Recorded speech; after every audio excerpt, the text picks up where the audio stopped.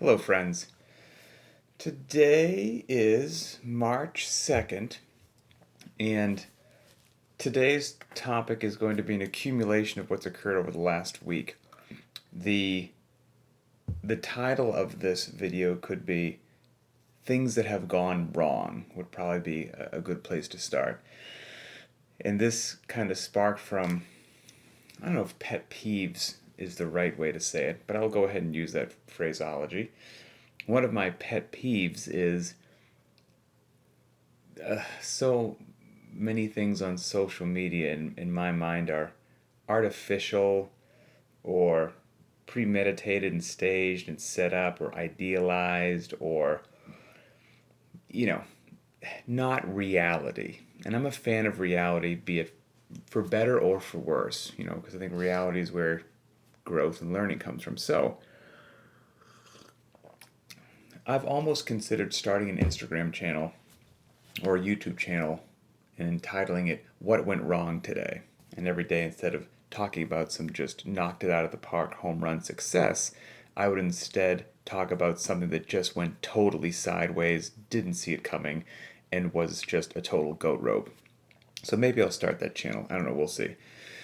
But my last few workouts have kind of fallen into that what went wrong, real life, goat rope, life having no regard for your schedule kind of a deal. So let's dive right in. This all started, let's see, on Friday. I got my dates written down here so I don't forget. Friday, February 26th. That was supposed to be a 7x1 deadlift day. Great day, right? Who doesn't love a 7x1 deadlift? It's beloved by everybody in the community. Did my general warm up, my head to toe warm up. That went nice, body feeling pretty good. Started to do my warm up sets. Actually felt pretty nice. Bar speed was good to go. Midline felt strong. It was a great day in the garage. My first working set of the 7x1 hit 405. Felt really good. Rested about 3 minutes. Hit 405 again. And again, felt really good. And I think, okay, maybe I'm just going to try to hold 405 for all these 7 singles. It'll be a great day. Hit my third one at 405. And I said, you know what? Geez, I feel really good. We're going to bump it up a bit. Today's one of those days. You got to cook when the stove is hot, right? So we're just going to see where this can go. And as I was gathering some plates to see what would my jump be for the next deadlift, my wife came out into the garage and, like most people watching this, I am, employed. I have a very busy life. I'm not a full-time athlete that I just work out. I've got 2 kids, 2 dogs, and a pregnant wife. So life is very full, very, very busy from the moment I wake up to the moment I go to bed. And you get in your fitness when you can. That's just the way that life is right now. You get it in when you can, you take what you can get, and you're not picky. And so I was about to put a little more weight on the bar, see what we can do. And my wife came out in the garage. She's like, you remember that we got to go pick up the kids, right? And I was like, I did not remember that we had to do that right now. I thought that was later. That's why I'm in the middle of a deadlift session. Darn it. It takes forever for me to warm up, and I'm finally here and I'm feeling good, and life doesn't care. So what could I do? We just walked directly into her vehicle. I left the barbell where it was, sat down. We were in the car for about 30 minutes. So all my beautiful warming up and all that just went away, and my hamstrings just sat and became stone cold for 30 minutes. Finally got back home with the kids. And in my mind, that deadlift session, that workout session, if you will, is unfinished business. Whether it went right or wrong, it's unfinished. I only got halfway through. That will bother my soul for the remainder of my life. I have to somehow finish it. So I was like, okay, look, that one didn't go how I wanted it to. Great. I don't have the time or patience, again, based on all these other real life things that we have to get done. I don't have the time to do a serious warm-up once again, like the type of warm-up that would be required if you're really going to pull a single. I said, so here's what I'll do. I got halfway through, or 3 out of 7 done with the 7x1. I'm going to warm up to 70% of my 1 rep max deadlift, because that will take less time to warm up to than a true 1 rep. And I will do 20 dead stop deadlifts, releasing tension and regaining tension for every rep. And if I get in 20 reps like that, on top of already having got in 3 at 405, I can live with that. That's a great day at deadlifting. So I did an abbreviated warm-up, got to 70%, and those dead stop deadlifts for me anyway, those are challenging, those are tough. So I'm making my way through them at a pace, that I can. It's not fast, it's not slow, I'm just, moderate, if you will. And I'm at rep number 10, again, making my way to 20 so I can have a happy day in the gym. And I hear a vehicle pull into the driveway, and my kids were having a sleepover that night, and their friends came over, and their parents I hadn't seen in a little bit. And so I was like, now I'm faced with a choice. I haven't seen these people in a while. They're good people. I'd like to say hello to them. I can either stick with my deadlifting, which has already been interrupted once, and finish it and be rude, and that's probably not the right call, or I can, for the second time, stop my deadlifting session and be a courteous human being. So that's what I chose to do. Chatted with the folks for about 15 minutes. Hamstrings fully cooled down once again. And then once they left, I went back into the garage for yet another abbreviated warm-up. Third warm-up of the day, second abbreviated warm-up. Got back to 70%. Finally finished my 10 dead stop deadlifts. So that was my deadlifting session on Friday. Again, life doesn't care. Woke up the next day, February 27th, Saturday. Workout of the day was a chipper, Cameron. A long chipper of like 50 reps of one thing, 25 reps of another, so on and so forth. It's kind of like the Filthy 50s, if you will. It's evil cousin. It's a hero workout for an individual who lost their life in the Coast Guard. And Saturday was just a day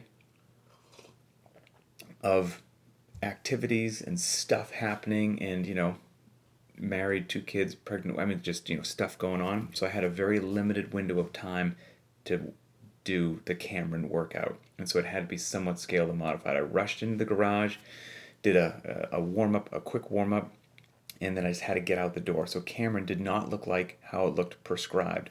Did the 50 lunges, 50 walking lunges, no worries.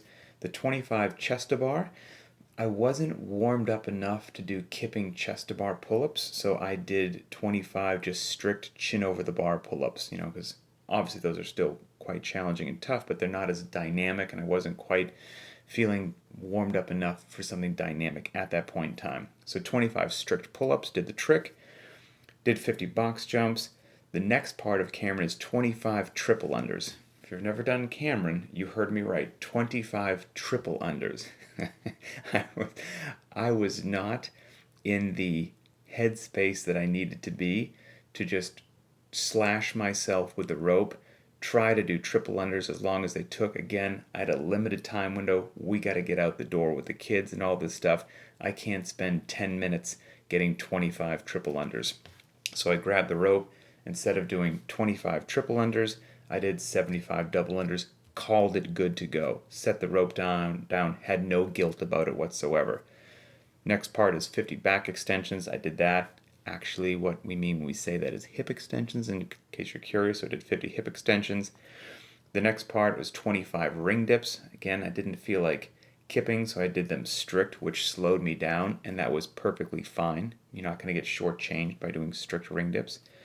Then 50 knees to elbows, which is challenging. Took a while. Also helped, move my lats and shoulders in a bit more of a dynamic fashion, which was good. The next part of Cameron is not just 25 wall ball shots, but 25 2-for-1 wall ball shots. And if you're unfamiliar with the 2-for-1, most people know just a regular wall ball shot. So picture this. A 2-for-1 is you do 2 squats in every 1 wall ball. So you are below parallel, you extend your hips, you throw the ball to the target. While the ball is in the air, you have to, bam, just knock out another air squat real quick. Go below parallel and go back up to full hip extension in time to receive that medicine ball that's now falling from the sky. You catch it, you go down, you throw it back up. While it's in the air, you rip another fast air squat, come to full extension, catch it, and that's how it goes. Those are just as challenging as they sound. They require just as much coordination as they seem like they would. It was raining outside, so I wasn't going to do those no matter what because I was in my garage. So I just grabbed a 45-pound barbell and did 25 thrusters. Just 25 barbell thrusters in place of 25 2-for-1 wall ball shots. Modified that, didn't feel bad about it, not shortchanged. 50 sit-ups, did those as prescribed, and then it ends with 5 rope climbs. I don't have a rope in my garage. I did strict pull-ups earlier in the workout when it called for kipping chest to bar, so now I was warmed up nicely in my back and lats and shoulders. So instead of 5 rope climbs, I just did 15 kipping chest to bar pull-ups. That was Cameron. Good to go. Got it done just in time. Obviously, the day before in the deadlifts, I was rushed. No accessory work was happening that day. I have no guilt about that. On Saturday, Cameron happened in whatever manner I could. Rushed out the door. Not a lick of accessory work happened after that. No guilt there whatsoever. And that was followed by a rest day on Sunday. And then yesterday was Monday, March 1st. And for the third workout in a row, something didn't go right. And again, this is why this Instagram video is all about real life and not these just every day is amazing, Instagram, nothing's ever gone wrong in my life, look at this other thing that just went so spectacularly. No, life's messy, life disrupts you, things happen, and you just try to work around it. So yesterday, March 1st, Monday was supposed to be 5x5 back squat, which I was looking forward to. Did a nice general warm-up, and then I was building up my warm-up sets, and somewhere in my warm-up sets around like 225 pounds, I got just a sharp, distinct pain in my right hip that there was just no way to ignore what was going on. Now, I've been very open and vocal about this, or anyone who's unfamiliar with it. A long time ago, over 20 years ago, back when I was in the military, I broke my pelvis, and I've got plates and screws holding my pelvis together, and it was on the right side of my pelvis. So I've just got a chronic long-term pain injury in a major area of your body, your pelvis, right? I mean, it basically holds you together. And some days it feels better than others. CrossFit and, doing functional movements at high intensity, I credit to my injury doing as well as it actually does and me having the high quality of life that I do. I think it's because I do CrossFit intelligently, and I think it would be unintelligent for me to avoid CrossFit and doing functional movements. I think I would have a lower quality of life, live in more chronic pain, and things would be worse. But also because of that injury like that I've had, and I have to deal with it all the time. I've also separated my AC joint and done other dumb things in the military and motorcycles. I'm very familiar with scaling and modifying workouts, and I live and breathe that. Like when I say scaling is cool and fitness can still be achieved, those aren't just empty catchphrases and words. Like that's my life. That's the life that I live. And learning how to do that has allowed me to do CrossFit for 16 years and to be feeling great. But I have to be smart and I have to listen to my body. So yesterday, during the warm-up sets, got to around 225 pounds. And I hadn't had any sharp pain before that, but I was feeling a little tighter than normal. I could tell that I wasn't balanced, if you will. I was really favoring my good leg, my left leg, and a lot more than my bad leg, my right leg, which happens all the time. So, it is what it is.